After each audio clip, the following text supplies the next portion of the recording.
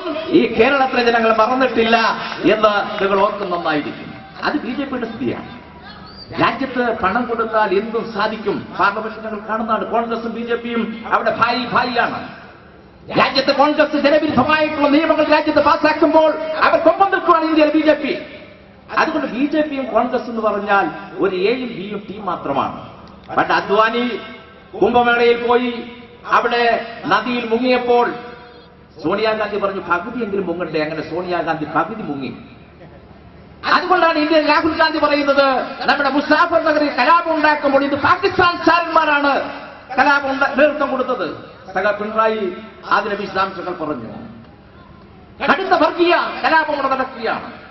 1947 India സ്വാതന്ത്ര്യം കിട്ടി.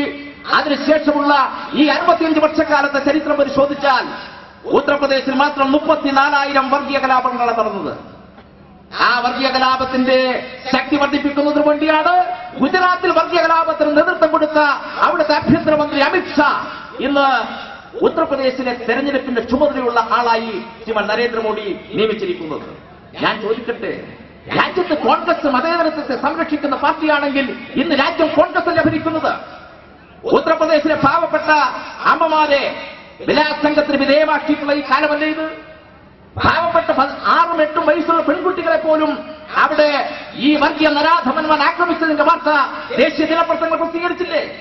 എവിടെയായിരുന്നു രാഹുൽ ഗാന്ധി? എവിടെയായിരുന്നു സോണിയാഗാന്ധി? എവിടെയാണ് രാജ്യത്ത് മതേതരം പറയുന്ന മൻമോഹൻ സിംഗ്? 1992 നമ്മുടെ രാജ്യത്തിന്റെ മതേതര മിനാരമായ ബാബറി മസ്ജിദ് തകർക്കുമ്പോൾ ഇന്ത്യയുടെ പ്രധാനമന്ത്രിയായിരുന്നു കോൺഗ്രസിന്റെ പ്രസിഡന്റ് നരസിംഹറാവു. ആ നരസിംഹറാവുവിനേക്കാൾ ഒട്ടും പുറകിലല്ല മതേതരത്വത്തിന്റെ കാര്യത്തിൽ ഇന്ന് രാജ്യം ഭരിക്കുന്ന മൻമോഹൻ സിംഗ്. അതുകൊണ്ട് ഇവരിൽ നിന്നും രാജ്യത്തിന്റെ മതേതരത്വം സംരക്ഷിക്കും എന്ന് നമുക്ക് പ്രതീക്ഷിക്കാൻ കഴിയില്ല.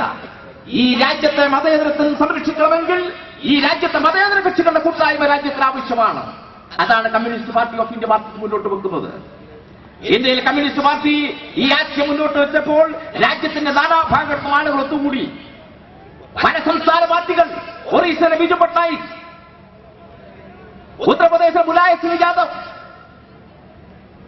അതുപോലെ നമ്മുടെ ബീഹാറിലെ നിതീഷ് കുമാർ, അങ്ങനെ രാജ്യത്തെ ഏതാണ്ട് 14 പാർട്ടികൾ, ദേശീയ സംസ്ഥാന സ്വാധീനമുള്ള പാർട്ടികൾ, അവരാകെ ഡൽഹിയിൽ ഒത്തുചേർന്നില്ലേ? അവരൊരു തീരുമാനമെടുത്തു. രാജ്യത്ത് കോൺഗ്രസിനെ പോലെ കൊള്ളയടിക്കുന്ന പാർട്ടിയും ആവശ്യമില്ല, രാജ്യത്തെ വർഗീയ സംഘർഷം ഉണ്ടാക്കുന്ന നരേന്ദ്രമോദിയുടെ പാർട്ടിയും ആവശ്യമില്ല. ഇന്ത്യ രാജ്യത്തിന്റെ മതേതരമായ പാരമ്പര്യം ഉയർത്തിപ്പിടിക്കുന്ന ഒരു മതനിരപേക്ഷമായിട്ടുള്ള ജനാധിപത്യ സഖ്യം ഈ രാജ്യത്തുണ്ടാകണമെന്ന കൺവെൻഷൻ തീരുമാനിച്ചില്ലേ? അത് നമ്മുടെ രാജ്യത്തിന്റെ പാരമ്പര്യമാണ്. ഇന്ത്യ മഹത്തായിട്ടുള്ള മതേതര പാരമ്പര്യമുള്ള രാജ്യമാണ്. അതുകൊണ്ടാണ് 1857 ഒന്നാമത്തെ സ്വാതന്ത്ര്യ സമരം ഇന്ത്യൻ ചരിത്രത്തിൽ തങ്കലിപികളാണ് രേഖപ്പെടുത്തിയിരിക്കുന്നത്. ഒന്നാമത്തെ സ്വാതന്ത്ര്യ സമരം ആരംഭിക്കുന്നത് ഹിന്ദുക്കളായിട്ടുള്ള പട്ടാളക്കാർ, ബ്രിട്ടീഷ് പട്ടാളക്കാരാണ്. അവർക്ക് മതപരമായിട്ടുള്ള ബ്രിട്ടീഷ് സർക്കാരിന്റെ തെറ്റായ തീരുമാനത്തിനെതിരായിട്ടാണ് കലാപം ആരംഭിക്കുന്നത്. ശിവായി ലഹള, ആ ഇന്ത്യയിലെ ശിവായി ലഹള പട്ടാളക്കാരുടെ കലാപം, ഇന്ത്യയുടെ ഒന്നാമത്തെ സ്വാതന്ത്ര്യ സമരം 1857 തുടങ്ങിയത് അവസാനിക്കുമ്പോൾ ഇന്ത്യയിലെ ഡൽഹി സിംഹാസനത്തിൽ ഒരു ചക്രവർത്തി അവരോധിച്ചുകൊണ്ടാണ് അത് അവസാനിക്കുന്നത്. ആ ചക്രവർത്തിയുടെ പേര് മറ്റൊന്നുമല്ല, ബഹാദൂർ ഷാ സഫർ എന്നാണ്. അതുകൊണ്ടാണ് ലോകത്തെ സാമൂഹ്യ ശാസ്ത്രജ്ഞന്മാർ പറയുന്നത് ഇന്ത്യയിൽ ഒരു മതേതര പാരമ്പര്യമുള്ളത് കൊണ്ടാണ് ഹിന്ദുക്കളായിട്ടുള്ള പട്ടാളക്കാർ രാജ്യത്ത് സമരമുണ്ടാക്കുമ്പോൾ അതിന്റെ അവസാനം രാജ്യത്ത് ഒരു ഇസ്ലാമിക ചക്രവർത്തിയെ പ്രതീക്ഷിക്കാൻ അവർ കഴിയുന്നത്. ആ മഹത്തായ മതേതര പാരമ്പര്യമാണ് നമ്മുടേത്. ആ പാരമ്പര്യത്തെ തകർക്കാൻ ഒരു ശക്തിയും അനുവദിക്കില്ല എന്ന് പ്രഖ്യാപിക്കാനുള്ള കരുത്തുള്ള പ്രസ്ഥാനമാണ് Communist Party of India Marxist. അതുകൊണ്ടാണ് Communist Party of India Marxist ജനങ്ങളുടെ വലിയ പാർട്ടിയായി, ജനങ്ങളുടെ ഇടയിലുള്ള പാർട്ടിയായി ഈ പാർട്ടി കൂടുതൽ ശക്തിയായി വളരുന്നത്. എല്ലാ എതിർപ്പുകളെയും അതിജീവിച്ചുകൊണ്ട് മഹാനായിട്ടുള്ള കമ്മ്യൂണിസ്റ്റ് നേതാവ് സഖാവ് AKG അന്തരിച്ച സമയത്ത് ഒരു മാധ്യമപ്രവർത്തകൻ സഖാവ് EMSനോട് ചോദിച്ചു, സഖാവെ, നിങ്ങളുടെ പാവങ്ങളുടെ പടത്തലവൻ ജനകീയ നേതാവ് സഖാവ് AKG മരിച്ചല്ലോ, ഇനി നിങ്ങൾ എങ്ങനെയാണ് പോകുന്നത്? നിങ്ങൾക്ക് ഇനി മുന്നോട്ട് പോകാൻ കഴിയുമോ? അപ്പൊ സഖാവ് EMSന് മറുപടി പറഞ്ഞു, നിങ്ങൾ മനസ്സിലാക്കണം, ഞങ്ങളുടെ പാർട്ടിയിലെ ഒരു AKG മാത്രമാണ് മരിച്ചത്.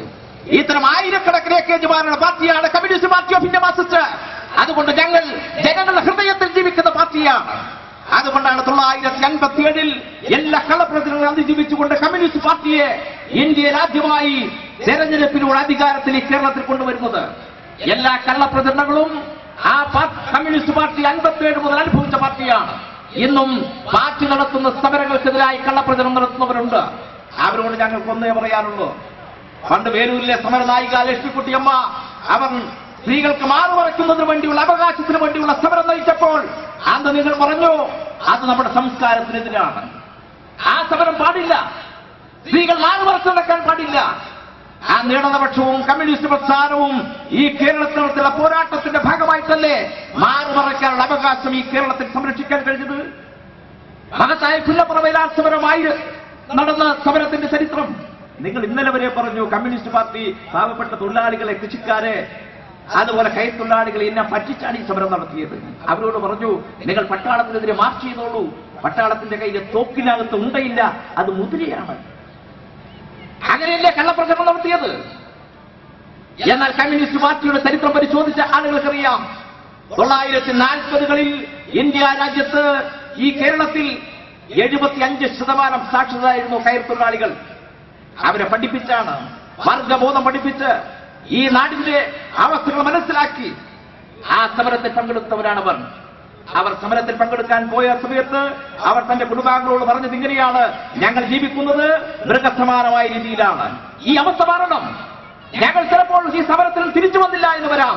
പക്ഷേ ഞങ്ങളുടെ പുതിയ തലമുറ, ഞങ്ങളുടെ മക്കൾ, അവർ മനുഷ്യരായി മണ്ണിൽ ജീവിക്കുന്നതിന് വേണ്ടിയാണ് ഞങ്ങൾ ഈ പ്രക്ഷോഭത്തിന് പോകുന്നത്, സമരത്തിൽ പോകുന്നത് എന്നാണ് പോരാളികൾ പറഞ്ഞത്.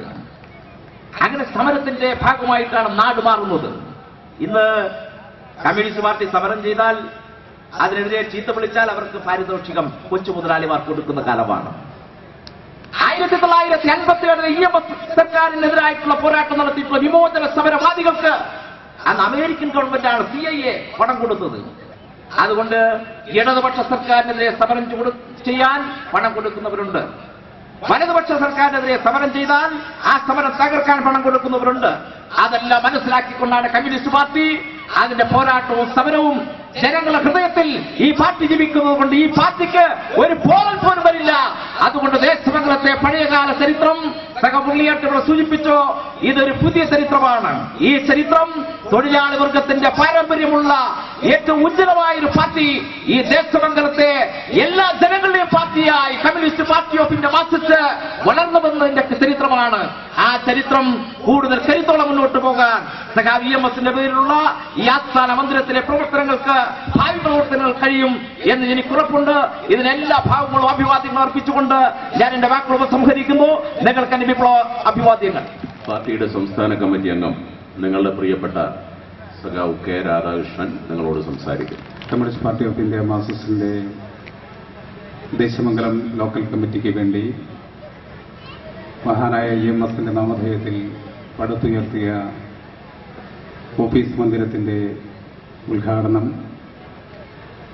നമ്മുടെ പാർട്ടിയുടെ സംസ്ഥാന സെക്രട്ടറി ആയിട്ടുള്ള സഖാവ് പിണറായി വിജയൻ ഏതാനും നിമിഷത്തിന് മുൻപ് ഉദ്ഘാടനം നിർവഹിച്ചു കഴിഞ്ഞിരിക്കുകയാണ്. അതിനോടനുബന്ധിച്ചാണ് ഈ പൊതുസമ്മേളനം ഇവിടെ ചേർന്നുകൊണ്ടിരിക്കുന്നത്. ഈ പൊതുസമ്മേളനം ഉദ്ഘാടനം ചെയ്തുകൊണ്ട് നമ്മുടെ പാർട്ടിയുടെ സംസ്ഥാന സെക്രട്ടറിയും PB അംഗവുമായിട്ടുള്ള സഖാവ് പിണറായി വർത്തമാന കാലഘട്ടത്തിലെ ഇന്ത്യൻ രാഷ്ട്രീയത്തെ സംബന്ധിച്ചും നമ്മുടെ കേരളത്തിലെ രാഷ്ട്രീയത്തെ സംബന്ധിച്ചും അതുപോലെ തന്നെ communist Party of India Marxist ഏറ്റെടുക്കുന്ന സമരങ്ങളെ സംബന്ധിച്ചും അദ്ദേഹം വിശദീകരിക്കുകയുണ്ടായി. അതിനുശേഷം നമ്മുടെ പ്രിയപ്പെട്ട MPയും വർത്തമാനകാല രാഷ്ട്രീയത്തെ സംബന്ധിച്ച് നമ്മോട് സംസാരിച്ചു കഴിഞ്ഞിരിക്കുകയാണ്. തുടർന്ന് നമ്മുടെ യോഗത്തിന്റെ അധ്യക്ഷൻ വഹിക്കുന്ന പാർട്ടിയുടെ ജില്ലാ സെക്രട്ടറി സഖാവ് AC മൊയ്തീൻ കുപ്പേട്ടനുമെല്ലാം നമ്മോട് സംസാരിക്കാനിരിക്കുകയാണ്. ഞാൻ ഈ സന്ദർഭത്തിൽ ഒരു ദീർഘമായ പ്രസംഗത്തിലേക്ക് കടക്കണമെന്ന് ആഗ്രഹിക്കുകയില്ല. Communist Party of India Marxist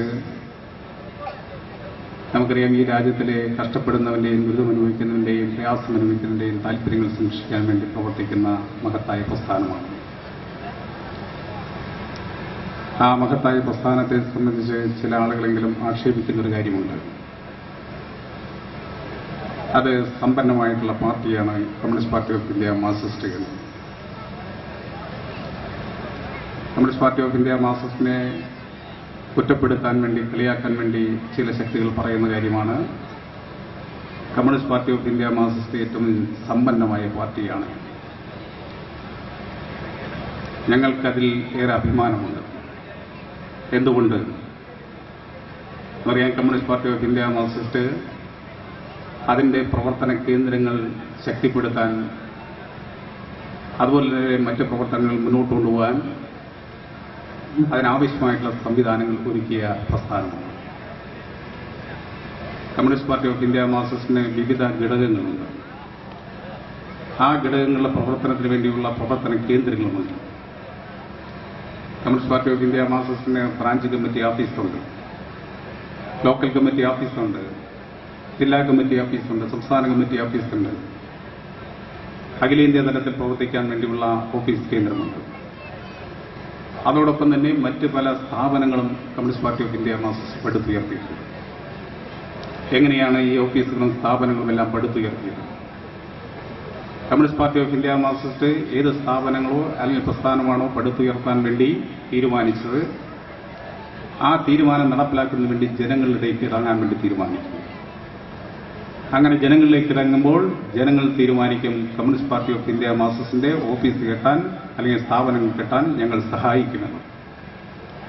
എന്തുകൊണ്ടാണ് ജനങ്ങൾ Communist Party of India Marxist ജനങ്ങളെ സമീപിക്കുമ്പോൾ സംഭാവന നൽകാൻ വേണ്ടി തയ്യാറാകുന്നത്? അവർക്കൊരു സംശയവുമില്ല, Communist Party of India Marxist ഏതൊരു കാര്യത്തിനു വേണ്ടിയാണോ ജനങ്ങളിൽ നിന്നും പൈസ പിരിക്കുന്നത്, ആ പൈസ പിരിച്ചതുകൊണ്ട് ആ സ്ഥാപനം പടുത്തുയർത്തുമെന്നുള്ള കാര്യത്തിൽ യാതൊരു സംശയം ജനങ്ങൾക്കില്ലാത്തതുകൊണ്ടാണ് കമ്മ്യൂണിസ്റ്റ് പാർട്ടി ഓഫ് ഇന്ത്യ മാർക്സിസ്റ്റിനെ സഹായിക്കാൻ വേണ്ടി ജനങ്ങൾ തയ്യാറായി മുന്നോട്ട് വരുന്നത്. അതുകൊണ്ടാണ് ഈ മഹാപ്രസ്ഥാനത്തിന് വലിയ രീതിയിലുള്ള സ്ഥാപനങ്ങൾ കെട്ടിപ്പടുക്കാനും സമ്പത്തുള്ള പാർട്ടിയാണ് എന്ന് പറയാനും കഴിയുന്ന അവസ്ഥയുണ്ടായത്. ഈ പ്രസ്ഥാനത്തിന് സമ്പത്ത് എന്ന് പറയുന്ന ഈ നാട്ടിലെ ജനങ്ങളാണ്. ആ ജനങ്ങളുടെ വിശ്വാസമാണ്. അവർക്ക് കോൺഗ്രസിന്റെയോ അല്ലെങ്കിൽ മറ്റ് രാഷ്ട്രീയ പാർട്ടികൾക്കും ഇങ്ങനെ അവകാശപ്പെടാൻ കഴിയുമോ? ഓരോ സ്ഥാപനത്തിന് വേണ്ടി, ഓഫീസിന് വേണ്ടി കോടിക്കണക്കിന് രൂപ തിരിച്ചെടുത്തിട്ട് ആ സ്ഥാപനങ്ങളൊന്നും തന്നെ മഷിയിട്ട് നോക്കിയാൽ കാണാൻ കഴിയാത്ത അവസ്ഥയാണ്. അങ്ങനെ പല ഘട്ടങ്ങളിലും പല ഓഫീസുകൾക്കായി പിരിച്ച പൈസയെ സംബന്ധിച്ച് കോൺഗ്രസിനും അതുപോലെ തന്നെ മൂർഷ പാർട്ടികളുമെല്ലാം തന്നെ വലിയ തർക്കങ്ങൾ നടക്കാറുണ്ട്. ആ തർക്കങ്ങളെല്ലാം കണ്ടവരാണ് നമ്മൾ. നമുക്കറിയാം, അതുകൊണ്ട് തന്നെയാണ് അന്തരിച്ചുപോയ കേരളത്തിന്റെ മുൻ മുഖ്യമന്ത്രി ശ്രീ കെ കരുണാകരൻ, അദ്ദേഹത്തിന് ഒരു കാര്യം മനസ്സിലായി. താൻ അന്തരിച്ചു കഴിഞ്ഞാൽ തന്റെ പേരിൽ പൈസ പിരിച്ച് മന്ദിരമുണ്ടാക്കാൻ വേണ്ടി തന്റെ അണികൾ തീരുമാനിക്കും. പക്ഷെ ഒരു കാരണവശാലും ആ മന്ദിരം ഉയർന്നു വരില്ല എന്ന് നല്ലതുപോലെ മനസ്സിലാക്കിയ അടിസ്ഥാനത്തിലാണ് അദ്ദേഹം ജീവിച്ചിരിക്കുമ്പോൾ തന്നെ അദ്ദേഹത്തിന്റെ സ്മാരകം പണിയാൻ വേണ്ടി തീരുമാനിച്ചു. സപ്തതി മന്ദിരം പണിയാൻ വേണ്ടി തീരുമാനിച്ചു. ഒട്ടും മോശമല്ല നമ്മുടെ ഇപ്പോഴത്തെ കേരളത്തിലെ സഹകരണ വകുപ്പ് മന്ത്രിയായിട്ടുള്ള CN ബാലകൃഷ്ണൻ. അദ്ദേഹത്തിന് കൃത്യമായിട്ട് അറിയാം, തന്റെ കാലശേഷം തനിക്ക് വേണ്ടി മന്ദിരം ഉണ്ടാക്കാൻ വേണ്ടി പൈസ പിരിക്കും, അത് തങ്ങളുടെ പോക്കറ്റിൽ വെക്കും എന്നുള്ളത് അദ്ദേഹത്തിന് നല്ലപോലെ അറിയാവുന്നതുകൊണ്ട് തന്നെയാണ് അദ്ദേഹവും അദ്ദേഹത്തിന്റെ പേരിൽ സപ്തതി മന്ദിരം ജീവിച്ചിരിക്കുമ്പോൾ തന്നെ സ്മാരക മന്ദിരം പണിയാൻ വേണ്ടി തയ്യാറാണ്. ഞാൻ പറഞ്ഞു വരുന്നത്, ഏതൊരാവശ്യത്തിന് വേണ്ടിയാണ് communist Party of India Marxist ജനങ്ങളിൽ നിന്നും പൈസ സ്വരൂപിക്കുന്നത്, ആ ആവശ്യം നിറവേറ്റും. മറ്റുള്ള ആളുകൾ ഏതൊരാവശ്യത്തിനാണോ പൈസ സ്വരൂപിക്കുന്നത്, അത് ആ സ്ഥാപനത്തിന് വേണ്ടിയാകില്ല, പിരിച്ച പൈസ തങ്ങളുടെ പോക്കറ്റിലേക്ക് ഇടുന്നതിന് വേണ്ടിയാണ്. അതാണ് മറ്റു പാർട്ടികളും communist Party of India Marxist തമ്മിലുള്ള വ്യത്യാസം. ആ വ്യത്യാസം നല്ലതുപോലെ നമ്മുടെ നാട്ടിലെ ജനങ്ങൾ മനസ്സിലാക്കി എന്നുള്ളതാണ് നമ്മുടെ ദേശമംഗലത്ത് മഹാനായ EMS നാമധേയത്തിൽ മഹത്തരമായിട്ടുള്ള ഒരു ഓഫീസ് മന്ദിരം പണി പൂർത്തീകരിക്കാനും അതിന്റെ ഉദ്ഘാടനം ഈ സന്തോഷകരമായ വേളയിൽ നിർവഹിക്കപ്പെടാൻ വേണ്ടി കഴിഞ്ഞു. നമുക്കറിയാം, ഈ ഉദ്ഘാടന സമ്മേളനത്തിൽ Communist Party of India Marxist അംഗങ്ങൾ മാത്രമല്ല പങ്കെടുത്തത്.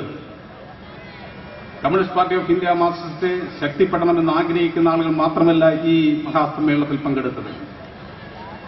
നമ്മുടെ ഈ ദേശമംഗലത്തിലെ പരിച്ഛേദം ആളുകളും ഈ സമ്മേളനത്തിൽ കക്ഷി രാഷ്ട്രീയ ജാതിമത പരിങ്ങൾക്ക് അതീതമായി എത്തിച്ചേർന്നു. അത് ഈ ദേശമംഗലത്തിന്റെ ഏറ്റവും അഭിമാനകരമായിട്ടൊരു നിമിഷമായി മാറിയിരിക്കുകയാണ്. നമ്മുടെ നാടിനു വേണ്ടി പ്രവർത്തിക്കുന്ന ഒരു കേന്ദ്രം, കക്ഷി രാഷ്ട്രീയത്തിനും ജാതിമത ചിന്താഗതിക്കുമെല്ലാം അതീതമായിക്കൊണ്ട് ഈ നാടിന്റെയും ജനങ്ങളുടെയും ഉത്തമ താൽപര്യങ്ങൾ സംരക്ഷിക്കാൻ വേണ്ടി പ്രവർത്തിക്കുന്ന ഒരു കേന്ദ്രമായിരിക്കും മഹാനായ EMSന്റെ നാമധേയത്തിൽ ഇവിടെ പടുത്തുയർത്തിയുള്ള ഈ ഓഫീസ് എന്ന് ജനങ്ങൾ തിരിച്ചറിഞ്ഞുകൊണ്ടാണ് കക്ഷി രാഷ്ട്രീയം മറന്നുകൊണ്ട് ജാതിമത മറന്നുകൊണ്ട് ഈ മഹത്തായ ഉദ്ഘാടന സമ്മേളനത്തിൽ പങ്കാളികളായത്. തീർച്ചയായിട്ടും communist Party of India Marxist നമ്മുടെ നാടിന്റെയും ജനങ്ങളുടെയും ഉത്തമ താൽപര്യങ്ങൾക്ക് വേണ്ടി നിലനിൽക്കുന്ന പ്രസ്ഥാനമാണ്. ആ പ്രസ്ഥാനത്തെ ശക്തിപ്പെടുത്തേണ്ടതിന്റെ ആവശ്യകതയെ സംബന്ധിച്ചാണ് നമ്മുടെ പാർട്ടിയുടെ സെക്രട്ടറി സഖാവിടെ സൂചിപ്പിക്കുകയുണ്ടായത്. ആ ഭരണാധികാരികളുടെ ജനവിരുദ്ധ നയങ്ങൾ നമ്മുടെ നാട് നേടിയെടുത്ത നേട്ടങ്ങളെല്ലാം തന്നെ ഓരോന്നോരോന്നായി ഇല്ലാതായിക്കൊണ്ടിരിക്കുകയാണ്. ആ ഗവൺമെന്റുകളുടെ തെറ്റായ ജനവിരുദ്ധ നയങ്ങൾക്കെതിരായിക്കൊണ്ട് അതിശക്തമായിട്ടുള്ള പോരാട്ടം സംഘടിപ്പിക്കേണ്ട ഒരു സന്ദർഭമാണ്. മഹാഭൂരിപക്ഷം വരുന്ന ആളുകളുടെയും കഷ്ടപ്പാടും ദുരിതവും മനസ്സിലാക്കി അതിന് പരിഹാരം ഉണ്ടാക്കാൻ വേണ്ടി പ്രവർത്തിക്കുന്നവരല്ല കേന്ദ്ര സംസ്ഥാന ഗവൺമെന്റുകൾ എന്ന് അനുഭവത്തിന്റെ അടിസ്ഥാനത്തിൽ തന്നെ നമുക്ക് മനസ്സിലായി. അതുകൊണ്ടാണ് നമ്മുടെ രാജ്യം ഭരിക്കുന്ന ഭരണാധികാരികൾ അനുഭവത്തിൽ നിന്നും പാഠം പഠിക്കാൻ വേണ്ടി തയ്യാറാകാത്തത്. 4 അസംബ്ലി മണ്ഡലങ്ങളും കോൺഗ്രസ് വമ്പിച്ച പരാജയമാണ് ഏറ്റുവാങ്ങിയത്. ആ പരാജയത്തിന് ശേഷം ആ പരാജയത്തിന്റെ കാരണം വിലയിരുത്തുകയുണ്ടായി. രാജ്യത്ത് അതിരൂക്ഷമായ വിലക്കയറ്റമാണ്. ആ വിലക്കയറ്റം കൊണ്ട് നട്ടം തിരിയുന്ന പാവപ്പെട്ട ആളുകളെല്ലാം തന്നെ തങ്ങൾക്കെതിരായി വോട്ട് ചെയ്തിരിക്കുകയാണ്. അതുകൊണ്ടാണ് പരാജയപ്പെടാൻ പ്രധാനപ്പെട്ട കാരണം എന്നവർ കണ്ടെത്തുകയുണ്ടായി. ആ പരാജയത്തിൽ നിന്ന് പാഠം ഉൾക്കൊണ്ടുകൊണ്ട് ജനങ്ങളെ സേവിക്കാനോ ജനങ്ങളുടെ വിലക്കയറ്റത്തിൽ നിന്ന് രക്ഷപ്പെടുത്താനുള്ള നിലപാടല്ല കേന്ദ്ര ഗവൺമെന്റ് സ്വീകരിക്കുന്നത്. കേന്ദ്ര ഗവൺമെന്റ് എന്താണ് ചെയ്യുന്നത്? അടിക്കടി പെട്രോളിന്റെയും ഡീസലിന്റെയും പാചകവാതകത്തിന്റെയും വില വർദ്ധിപ്പിക്കാൻ വേണ്ടിയുള്ള നിലപാടാണ് സ്വീകരിക്കുന്നത്. ഇവിടെ സഖാക്കൾ സൂചിപ്പിച്ച പോലെ ഇന്ത്യയിലെ കോർപ്പറേറ്റുകൾക്കും വൻകിടക്കാർക്കും ഇന്ത്യയിലെ മഹാഭൂരിപക്ഷം വരുന്ന ജനങ്ങളെയും കൊള്ളയടിക്കാനുള്ള സൗകര്യമാണ് ചെയ്തു കൊടുത്തുകൊണ്ടിരിക്കുന്നത്. പരാജയത്തിൽ നിന്നും പാഠം പഠിക്കാൻ വേണ്ടി കോൺഗ്രസ് ഭരണാധികാരികൾ തയ്യാറാകുന്നില്ല. വിലക്കയറ്റം വർദ്ധിപ്പിക്കാൻ വേണ്ടിയുള്ള നിലപാട് സ്വീകരിക്കുന്നത് എന്തുകൊണ്ട്? ഇവിടെ സഖാവ് ബിജു സൂചിപ്പിക്കുകയുണ്ടായി, വരുന്ന തെരഞ്ഞെടുപ്പിൽ തങ്ങൾക്ക് യാതൊരു തരത്തിലുള്ള നേട്ടമുണ്ടാക്കാൻ കഴിയില്ല എന്ന് മനസ്സിലായതിന്റെ അടിസ്ഥാനത്തിൽ കൂടിയാണ് ഇഷ്ടം പോലെ കോർപ്പറേറ്റുകൾക്ക് വില വർദ്ധിപ്പിക്കാനുള്ള സൗകര്യം ചെയ്തു കൊടുത്തുകൊണ്ട് തങ്ങൾക്ക് അതിൽ നിന്ന് എന്തെങ്കിലും മിച്ചം കിട്ടുമോ എന്നുള്ള പരീക്ഷണം നടത്തിക്കൊണ്ടിരിക്കുന്നത്. ഈ ഓഫീസും അതിന്റെ പ്രവർത്തനവും ഈ ദേശമംഗലത്തെ മുഴുവൻ ജനതയുടെയും ആശയാഭിലാഷങ്ങൾക്കനുസരിച്ചുകൊണ്ട് മുന്നോട്ട് കൊണ്ടുപോകാൻ സഖാക്കൾക്കും പ്രവർത്തകർക്കും നേതാക്കൾക്കും കഴിയട്ടെ. ഈ ദേശമംഗലം പഞ്ചായത്ത്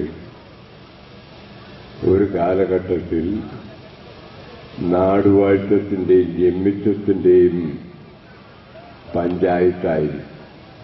സംസ്ഥാനത്താകമാനം അല്ലെങ്കിൽ കൊച്ചി, തിരുവിതാംകൂർ, മലബാർ എന്ന രീതിയിൽ ആ കാലഘട്ടത്തിൽ നിലനിന്നിരുന്ന ആ അവസരത്തിൽ തന്നെയാണ് ദേശമംഗൽ പഞ്ചായത്തിൽ നാടുവാഴി ഭരണം, ജമ്മിത്വം, സവർണരും അവർണരും എന്ന രീതി, മേൽജാതി കീഴ്ജാതി എന്ന സമ്പ്രദായം, കൂലി, അടിമത്വം, വഴി നടക്കാനുള്ള സ്വാതന്ത്ര്യം തടയൽ, ഇതെല്ലാം ഉണ്ടായിരുന്ന ഒരു പഞ്ചായത്താണ് ദേശമംഗലം ഗ്രാമപഞ്ചായത്ത്.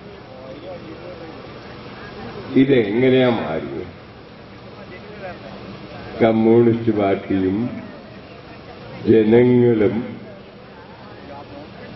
ഈ വ്യവസ്ഥയെ ആകെ മാറ്റുന്നതിന് വേണ്ടി ത്യാഗോജ്വലമായ ഒട്ടനേകം പ്രക്ഷോഭ സമരങ്ങൾ ഉയർത്തിക്കൊണ്ടുവരികയും അതിന്റെ ഭാഗമായിട്ട് കാർഷിക മേഖലയിലും മറ്റിതര തൊഴിലാളി മേഖലയിലെല്ലാം തന്നെ ഈ അടിമത്തത്തിനെതിരായ പോരാട്ടം ശക്തി പ്രാപിച്ചു. കൂലി അടിമത്തം ഇല്ലായ്മ ചെയ്യാൻ കഴിയും, ജോലി സ്ഥിരത നേടാൻ കഴിയും. കൃഷിക്കാർക്കാണെങ്കിൽ കാർഷിക പരിഷ്കാര നിയമത്തിന്റെ ഭാഗമായിട്ട് കൃഷിഭൂമി കൃഷിക്കാരിൽ നിക്ഷിപ്തമായി പാട്ടം കൊടുക്കേണ്ടെന്ന് വന്നു. വാരം കഴിക്കേണ്ട, ആനയ്ക്ക് പട്ടം വട്ടി കൊടുക്കേണ്ടതില്ല.